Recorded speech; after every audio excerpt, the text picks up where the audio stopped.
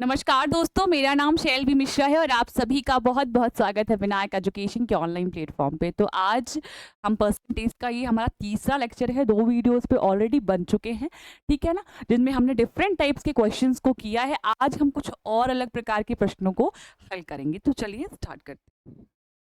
पहला प्रश्न है, नेहा का वेतन मीरा से 20% अधिक है यदि नेहा 720 रुपए बचत करती है जो उसके वेतन का 4% है, तो मीरा का वेतन ज्ञात करें।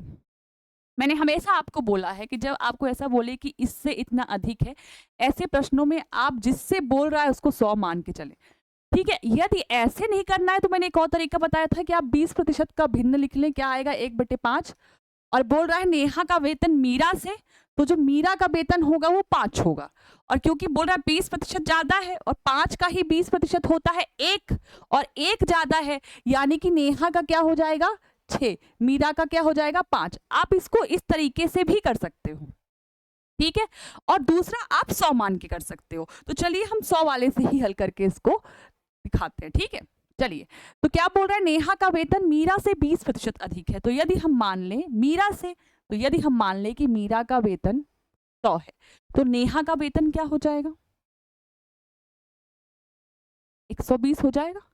100 का 20% होता है 20, और 20 अधिक है तो 100 प्लस 20 120।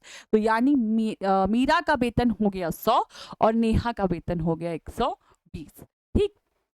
अब बोल रहा है यदि नेहा 720 रुपए का बचत करती है, अपने वेतन में से कुछ बचत करती है, वो कुछ सेविंग्स करती है, जो कि कितने की है 720 रुपए की है, ठीक है। बोल रहा है ये जो बचत है ये उसके कुल वेतन का 4% है। उसका जो भी वेतन है उसका 4% जो है तो 720 के बराबर है। यानी कि जो बचत है ना 720, ये उसके कुल वेतन का 4% है। उसका कुल वेतन क्या है 120 है।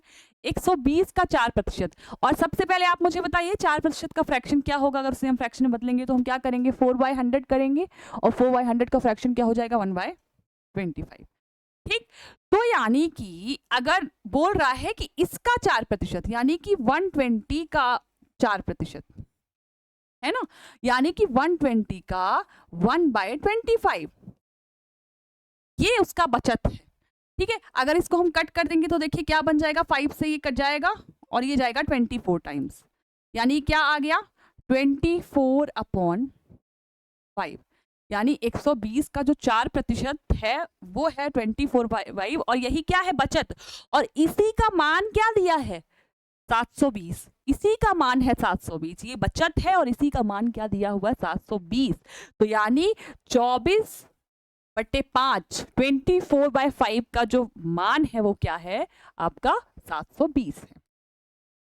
तो आप मुझे बता सकते हैं कि एक का मान क्या हो जाएगा, तो 720, 5 ऊपर जाएगा ये, तो इंटू 5 अपॉन नीचे 24, ठीक। अब आप चाहे तो अभी इसको इंटू कर ले, सॉल्व कर ले, जो भी हो रहा है उसके आंसर निकाल ले। पर उससे अच्छा ये है कि हम पहले देख ले कि प्रश्न में क्या पूछ रहा है। पूछ रहा है कि बताइए मीरा का वेतन क्या है। तो मीरा का वेतन क्या है 100, तो एक का मान हमने निकाल लिया, तो यहीं पे हम 100 का निकाल लेते हैं। क्यों इसको हम खोल के भी सॉल्व करें और फिर 100 से गुणा करें, पहले हम यहीं पे क्या कर लेते हैं 100 का मान निकाल लेते हैं। तो जब 100 का मान निकालना है तो 720 गुणे 5 अपॉन 24, और 100 का निकालना है तो इंटू 100। अब आप सॉल्व कर लीजिए, ठीक है। इसलिए मैंने यहाँ पे नहीं किया कि भाई जब 100 का निकालेंगे तब कर लेंगे।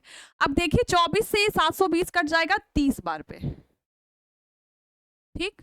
अब बचा क्या 30 गुणे 5 गुणे 100, तो क्या आ गया इसका वेतन, ये जो मीरा का वेतन था ना ये 100, तो इसका मान क्या आ गया 15,000।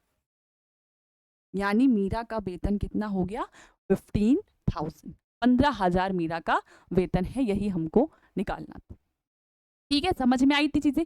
और यदि हमसे वो पूछता कि बताइए नेहा का वेतन कितना है, तो जैसे हमने एक का मान निकाला, नेहा का वेतन 120 है, तो इसी को हम 120 से गुणा कर देते, क्योंकि मीरा से पूछा था, मीरा का पूछा था वेतन, तो मीरा का 100 है तो हमने 100 से गुणा किया, ठीक है। तो इसी से वो दोनों तरह के प्रश्न पूछ सकता है, बोलेगा दोनों का वेतन बताइए, ठीक है। तो नेहा का तो हमने, मीरा का हमने निकाल ही लिया है, नेहा का निकालना होता तो ये जो एक का मान आया था इसी में हम गुणे 120 कर देते, तो नेहा का वेतन आ जाता, ठीक है। तो समझ में आया।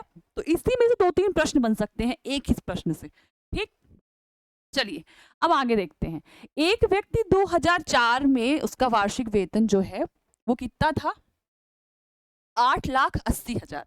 ठीक है, 8,80,000 उसका वेतन 2004 में था, जो कि 2003 के उसके वार्षिक वेतन से 10% अधिक है। कहने का मतलब कि 2003 में उसका जो भी वेतन था उससे 10% अधिक है 2004 में, जो कि कितना है? 8,88,000। ठीक है, तो आप क्या करें, यहाँ पे लिखें 2003 और यहाँ पे लिखें 2004। अब आप मुझे ये बता सकते हैं कि 10% का फ्रैक्शन वैल्यू क्या होगा, भिन्न क्या होगा 10% का? तो 10/100। ठीक है, अब ये मुझे लिख के बार बार करने की जरूरत नहीं पड़नी चाहिए, पर मैं फिर भी करती हूँ कि आपको अगर नहीं भी समझ में आ रहा है तो चलो ठीक है, जिसको नहीं आ रहा उसे समझ में आ जाए। ठीक है, तो यहाँ पे क्या भिन्न आ जाएगा? 1/10। अब क्या बोल रहा है कि 2003 के उसके वार्षिक वेतन से 10% अधिक है, यानी 2003 के वेतन से 10% अधिक है, यानी ये जो नीचे वाला है ये 2003 का वेतन है, क्योंकि बोल रहा 2003 के वेतन से, जिससे तुलना हो रही है 2003 से हो रही है, वो नीचे वाला है, तो यानी ये 2003 की वेतन है आपकी। ठीक है, तो यहाँ पे आप लिख दें 10। और क्या बोल रहा है कि 2004 में इससे 10% अधिक थी। मैंने आपको बार बार बोला है कि इसी का प्रतिशत मान होता है ऊपर वाला। ठीक है, तो यानी 10 का ही 10% है एक, तो बोल रहा है कि 10% अधिक है, यानी 10 में से एक और अधिक, तो 10 + 1 11, यानी 2004 में उसकी वेतन क्या है? 11। और इस 11 का मान आपको दिया है 8,80,000, यानी 8,80,000। इस 11 का मान दिया हुआ है, तो 11 का मान क्या दिया है आपका? 8,80,000। तो एक का मान क्या हो जाएगा? 11 8 जा 88, तो 8,80,000। ठीक है, तो एक का मान क्या आ गया? 80,000 आ गया। ठीक है, तो हमको कितने का क्या निकालने को बोला है? तो उसका वेतन क्या था 2003 में। ठीक है, ये तो 2004 का दिया था, तो हमने 11 का मान दिया था, हमने एक का मान निकाल लिया। अब बोल रहा है कि पहले उसका वेतन क्या था 2003 में? 2003 में क्या था? 10। तो हमें क्या करना है? 10 का मान निकाल लेना है। तो 80,000 इंटू 10, तो क्या हो जाएगा?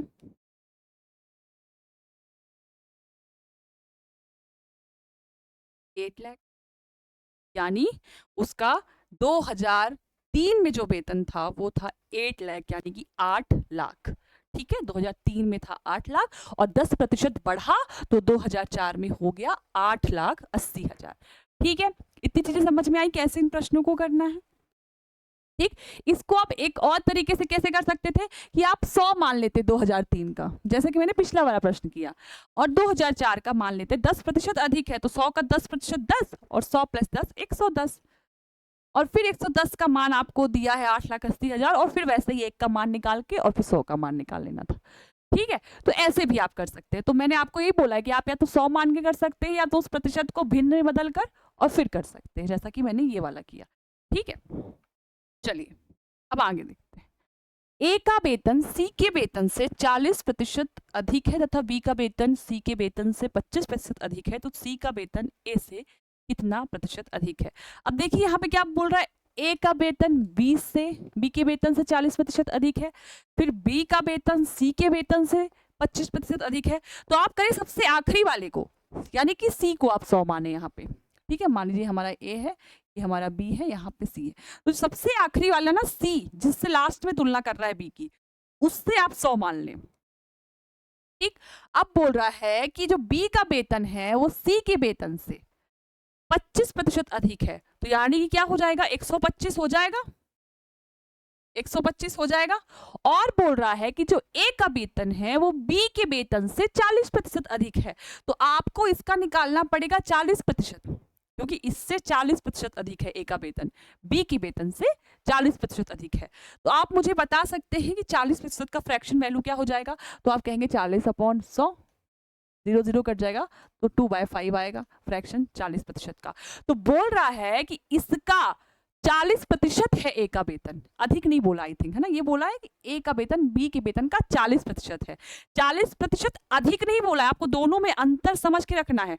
40% अधिक बोला होता, यानी 5 + 2 7 की बात हो रही होती, 5 + 2 7 की बात हो रही होती, मतलब कहने का कि हम पहले 2/5 निकालते, जो भी आता फिर उसको 125 में जोड़ते, वो होता ए का मान। यदि वो बोल रहा होता 40% अधिक है, तो हम क्या करते, इसका ये 2/5 मान निकालते, यानी कि इसका 40% निकालते, इसका जो भी 40% आता उसको हम इसमें जोड़ते, वो मान होता ए का।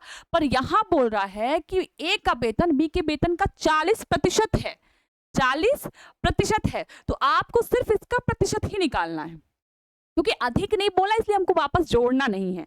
तो 125 का 40% यानी उसका भिन्न 2/5 आया, तो काट दीजिए इसको, 25 × 2 50, यानी ए का वेतन है 50। ठीक है, अधिक नहीं बोला था। अगर अधिक बोला होता तो इसी 50 को भी हम 125 में जोड़ देते तो 175 हो जाता। वो बोल रहा है कि 40% ही है, तो 40% कितना आया, 50। अधिक बोलता तो अभी इसमें हम 50 को जोड़ते और फिर लिखते, पर सिर्फ 40% बोला। अब ये ए, बी और सी का आपका वेतन आ गया। अब देखिए हमसे क्या पूछ रहा है कि सी का वेतन ए से किससे तुलना हो रही है, ए से, यानी ए की वेतन रहेगी नीचे, यानी 50 रहेगा नीचे, अपॉन, तो सी का वेतन ए से कितना अधिक है, तो आप देखिए कितना अधिक है, 50 अधिक है, 50 से 50 100 होता है, 50 का अंतर है, तो 50 अधिक है, तो ऊपर 50 प्रतिशत निकालना है, तो गुणे 100, 50 कट गया, आया 100% इसका आंसर, यानी कि जो सी का वेतन है वो ए के वेतन से 100% अधिक है। ठीक है, तो ऐसे आपको करना है। आगे देखिए, राहुल अपने वेतन का 14% बचत करता है, जबकि दीपक अपने वेतन का 22% बचत करता है। यदि दोनों को बराबर वेतन मिलता है और दीपक जो है 1540 रुपए बचत करता है, तो राहुल कितना बचत करता है। पहले एक एक लाइन को आप समझे। राहुल अपने वेतन का 14% बचत करता है, राहुल, ठीक, तो आप 14% का फ्रैक्शन मान निकालेंगे तो क्या आएगा, 14/100, 7/50। ठीक, फिर बोल रहा है कि दीपक अपने वेतन का 22% बचत करता है, तो दीपक का 22/100, चाहे तो आप ऐसे ही रख दो या तो कट कर लो, तो 11/50, तो उसका फ्रैक्शन मान आ गया 11/50। अब जो ये नीचे वाला है ये दोनों का वेतन है, जो कि सेम है, उसने बोला है कि वेतन समान है, तो ये जो नीचे वाला है क्या है, वेतन है, और इसी का 14% है ये, और ये वेतन का 22% है ये। ठीक है, जो कि वो बचत कर रहे हैं। तो मैंने बोला था ना इसी का प्रतिशत मान होता है ऊपर वाला, यानी इस 50 का ही 14% है 7, और इस 50 का ही 22% है 11, जो कि वो बचत कर रहे हैं। यानी कहने का मतलब कि यदि राहुल की वेतन 50 है तो वो उसमें से 7 रुपए का बचत कर रहा है, यदि दीपक की वेतन 50 है तो वो उसमें से 11 रुपए की बचत कर रहा है, और दोनों की वेतन समान है, ये प्रश्न में बोला है, और देखिए है भी, है ना। अब दीपक 1540 रुपए का बचत करता है, तो दीपक कितना बचत कर रहा है, 11 का मान दिया है आपको 1540, तो 11 का मान क्या दिया है, 1540, तो 1 का मान क्या आ जाएगा आपका, 140, ठीक है, बटे 11 हो जाएगा, तो कट जाएगा, तो 140, यानी 1 का मान आ गया 140। अब पूछ क्या रहा हमसे, तो राहुल कितना बचत करता है, राहुल कितना बचत करता है, 7, तो 7 का मान निकाल लीजिए, तो 140 इंटू 7, तो हो गया 980, यानी कि जो राहुल है वो कितना बचत कर रहा है, 980 बचत। ठीक, और यदि यहीं पे अभी वेतन पूछ लेता तो इस 140 में ही हम 50 का इंटू कर देते, क्योंकि दोनों का समान है तो दोनों की वही वेतन हो जाती। तो यहीं से एक और प्रश्न बन सकता है कि दोनों का वेतन बताएं, क्योंकि दोनों का वेतन समान है यानी 50 है, तो यहाँ पे 1 का मान हमने निकाल लिया था, 50 का मान निकालते तो इसी में 50 का गुणा कर देते, तो दोनों की वेतन होती। ठीक है, तो समझ में आया कैसे प्रश्नों को हैंडल करना है आपको। चलिए आगे देखिए। हाँ, इस तरह के प्रश्नों को थोड़ा आपको ध्यान में रखना है कि कैसे आपको करना है। ठीक, अब आयात, इसको जब मैं आपको आगे ज्योमेट्री वगैरह पढ़ाऊंगी तो रेक्टेंगल ये सब चीजें हम पढ़ेंगे, ठीक है ना। अभी मैं थोड़ा बता देती हूँ आपको कि आपका रेक्टेंगल क्या होता है। जो रेक्टेंगल होता है, इनकी जो आमने सामने की जो साइड होती है, आमने सामने की भुजाएं जो होती है बराबर होती है, ठीक है। वैसे आपको ये थोड़ा बहुत पता ही होगा। और इसके एरिया का जो फॉर्मूला होता है जिसका यहाँ उपयोग होगा मैं उतना बता रही हूँ, वो होता है लेंथ इंटू ब्रेड्थ, यानी कि लंबाई गुणे चौड़ाई। ठीक है, लंबाई गुणे चौड़ाई क्या होता है, इनका क्षेत्रफल होता है। ठीक, अब देखें, बोल रहा है कि यदि आयत की लंबाई, ये यहाँ पे ना ये लिखा हुआ है 37 1/2%, ये लिखा हुआ है। ठीक है, तो बोल रहा है कि यदि किसी आयत की लंबाई को हम 37 1/2% बढ़ा दें, ठीक, तो चौड़ाई को 20% कम कर दिया जाए, तब क्षेत्रफल में क्या परिवर्तन होगा ये आपको बताना है। तो जो पहले क्षेत्रफल था, मान लीजिए पहले एरिया जो था वो A1 था, यहाँ पे आप लिख लीजिए, और बाद में मान लीजिए जो नया बना वो A2 एरिया है। ठीक है, क्षेत्रफल 1 क्षेत्रफल 2। ठीक, पहले बोल रहा है कि जो, अब यहाँ पे हम लेंथ लिख लेते हैं, यहाँ लेंथ यानी कि लंबाई, यहाँ ब्रेड्थ यानी कि चौड़ाई। ठीक है, ये अपना हो गया लंबाई और ये हो गया अपना चौड़ाई।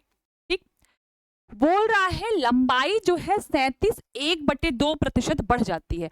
अब सबसे पहले आप मुझे 37 1/2% का फ्रैक्शन बताएंगे, और मैं आपसे उम्मीद करती हूँ कि आपको जो मैंने टेबल दी थी वो आपने याद कर ली, और अगर नहीं याद है तो अभी आप खोल के बताएं कि कितना आएगा 37 1/2% का फ्रैक्शन मान। तो 37 टू 74, 74 1 75, 75/200 हो जाएगा, तो 15 40 3 8, 3/8 होगा आपका इस 37 1/2% का फ्रैक्शन मान, भिन्न वैल्यू होगी 3/8। अब आप ध्यान से सुनिए, आयत की लंबाई इतने प्रतिशत बढ़ जाती है, यानी पहले आयत की लंबाई ये थी, पहले आयत की लंबाई थी 8, इसका भिन्न मान क्या आया हमारा 3/8 आया। ठीक, तो बोल रहा है पहले आयत की लंबाई थी 8, अब बढ़ जाती है, जो नया बना उसमें कितनी बढ़ जाती है 37 1/2%। मैंने आपको बोला इसी का प्रतिशत मान होता है ऊपर वाला, यानी 8 का ही 37 1/2% है ये 3। तो बोल रहा है कि इतना बढ़ जाती है, 3 बढ़ जाती है, यानी ये तो उसकी लंबाई पहले 8 थी तो अब उसकी लंबाई हो रही है 11। ठीक है, ब्रेड्थ की बात करते हैं, चौड़ाई की। बोल रहा है कि चौड़ाई 20% कम कर दी जाती है, यानी 20% का फ्रैक्शन मान उम्मीद करती हूँ आप बता सकते हैं 1/5 होता है, 20/100 1/5। बोल रहा है कि जो उसकी चौड़ाई है वो 20% कम हो जाती है, यानी पहले थी ये 5 और ये इसका 20% मान है 1, तो 1 कम हो जाती है। तो पहले चौड़ाई थी 5 और अब 1 कम होके हो जाती है 4। ठीक, अब आप देखिए मैंने क्या बताया, एरिया का फॉर्मूला, आयत के, रेक्टेंगल के, लेंथ इंटू ब्रेड्थ, लंबाई गुणे चौड़ाई, तो ये क्या हो जाएगा 8 गुणे 5 40, और ये कितना हो जाएगा 11 गुणे 4 44। तो पहले क्षेत्रफल था 40, अब क्षेत्रफल है 44। तो पूछ रहा है कि बताइए कितने प्रतिशत की वृद्धि हुई है यहाँ पे, तो आप बताएंगे कि कितने प्रतिशत की वृद्धि हुई, पहले कितना था 40, तो जो पहले था वो हमें नीचे रखना है, जिससे तुलना करके पूछ रहा है कि मतलब कितनी वृद्धि हुई पहले से कितनी वृद्धि हुई, तो पहले था 40 तो 40 रखना है नीचे, कितनी की वृद्धि हुई है 4 की वृद्धि हुई है, 40 + 4 44, तो जितने की वृद्धि हुई है वो ऊपर, प्रतिशत निकालना है तो गुणे 100, यहाँ से आपका 0 0 कट गया। ठीक है, यहाँ से आपका कट गया 1, यानी कि आपके कितने प्रतिशत की वृद्धि हुई है 10% की वृद्धि हुई है आपके क्षेत्रफल में। कितने प्रतिशत की वृद्धि हुई एरिया में, 10% की वृद्धि हुई है। ठीक है, तो समझ में आ गया आपको ये चीज कैसे करना है। चलिए अब आगे बात करते हैं अगले प्रश्न की। किसी वर्ग की भुजाएं 40, अब वर्ग की बात हो रही है यानी कि स्क्वायर की सभी भुजाएं समान होती हैं, और इसका जो क्षेत्रफल होता है, एरिया का फॉर्मूला होता है, वो होता है साइड इंटू साइड, यानी कि भुजा गुणे भुजा। ठीक है, यानी भुजा गुणे भुजा। अब देखिए यहाँ पे क्या बोल रहा है। ठीक है, फिर से हम लिख लेते हैं कि पहले मान लीजिए हमारा क्षेत्रफल A1 था, अब हमारा A2 है। ठीक है, एक भुजा दूसरी भुजा, साइड इंटू साइड तो होता ही है ना, ये मान लीजिए दूसरी भुजा है, दोनों सारी भुजाएं की समान ही होती हैं, तो ऐसा कुछ तो है नहीं। ठीक है, तो 40% का फ्रैक्शन मान क्या होगा 2/5 होगा, 40/100 क्या हो जाएगा 2/5, 40/100 का फ्रैक्शन क्या हो जाएगा 2/5, यानी 40% की फ्रैक्शन वैल्यू क्या होगी 2/5। बोल रहा है कि किसी वर्ग की भुजा, एक सेकेंड, किसी वर्ग की भुजा 40% बढ़ जाती है।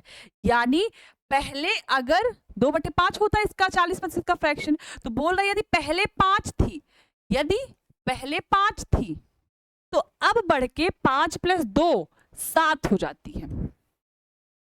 कितनी हो जाती है? 7 हो जाती है। तो यहाँ पे भी आपको क्षेत्रफल में परिवर्तन ज्ञात करना है। तो क्या फॉर्मूला होता है साइड इंटू साइड? तो पहले साइड क्या थी? 5, पहले भुजा क्या थी? 5, तो 5 × 5 क्या हो जाएगा? 25। और यहाँ पे अब क्या हो गई है भुजा? 7, तो 7 × 7 क्या हो जाएगा? 49। देखिए अब बोल रहा है कितना परिवर्तन हुआ है, पहले से कितना परिवर्तन हुआ है। तो मुझे आप बता सकते हैं कि पहले 25 था और अब कितना हो गया है? 24 बढ़ गया है। देखिए कितना अंतर है, 49 कितना बढ़ा होगा? तो 24 बढ़ा तब हो गया 49। तो पहले कितना था? 25। कितने की वृद्धि हुई, कितना परिवर्तन हुआ? 24 का। प्रतिशत निकालना है तो × 100, यानी कि 24 × 4 96% जो है तो परिवर्तन हुआ है क्षेत्रफल में। ठीक है, तो कितने प्रतिशत का परिवर्तन हुआ है? पहले जो वर्ग था उसके में अगर भुजा को हम 40% बढ़ा देते हैं तो जो क्षेत्रफल होता है वो पहले वाले से 96% जो है तो उसमें चेंज आता है, अधिक होता है। ठीक है, इतनी चीज समझ में आ गई आपको? तो इस तरह इन प्रश्नों को आपको हल करना है। आगे देखिए, यदि राम की आय राधा की आय से इतने प्रतिशत कम है, यानी 16 2/3% लिखा हुआ है। कितना लिखा हुआ है ये? 16 2/3% कम है। तो बताइए राधा की आय। ये तो इस तरह का क्वेश्चन मैं आपको करा चुकी हूँ बहुत, तो आप ये कर लेंगे क्या अपने से कि मैं बताऊं? इस तरह के मैंने करा चुके हैं आपको। ठीक है, तो चलिए एक ही प्रश्न आपको करना है। इस तरह के बहुत से प्रश्न मैंने कराए, कल के वीडियो में भी थे और आज के वीडियो में मैंने इस तरह का एक प्रश्न कराया है, तो इसे आपको करना है। ठीक, चलिए अब हम आगे वाले प्रश्न की बात करते हैं। आगे खत्म हो गया, बस इतना ही था। तो ठीक है, इस प्रश्न को आप करके लाइएगा, क्योंकि इस तरह के कई प्रश्न हमने आपको कराए हैं, कल के लेक्चर में भी कराए थे और आज भी कराए। ठीक है, तो अब कल हम कुछ और प्रकार के प्रश्नों को करेंगे। अभी ये परसेंटेज थोड़ा लंबा चलेगा, क्योंकि हम जितने भी प्रकार के प्रश्न परीक्षाओं में पूछे जाते हैं वो मैं सब आपको कराऊंगी। ठीक है, और ये जो प्रश्न हैं, इस तरह के प्रश्न पूछे गए हैं। ठीक है, तो मैं वही प्रश्न उठा के आपको हर लेक्चर में लेके आ रही हूँ। ज्यादा प्रश्न इसलिए लेके नहीं आती हूँ क्योंकि ज्यादा प्रश्न हो जाते हैं ना, तो फिर देखने में बोरियत लगती है। इसलिए मैं छोटे छोटे लेके 8-10 प्रश्न लेके आती हूँ, ताकि आपको भी पढ़ने में मजा आए और बोरिंग भी नहीं लगे। ठीक है, तो आज हमने कुछ प्रश्न किए, ये मैं आपको दे रही हूँ, ये आपको करके आना है, और कल हम कुछ और टाइप के प्रश्नों को हल करेंगे। ठीक है, तो आशा करती हूँ आपको वीडियो पसंद आया होगा। यदि पसंद आता है तो लाइक करें, शेयर करें, सब्सक्राइब करें। मिलते हैं नेक्स्ट वीडियो में। बहुत बहुत धन्यवाद।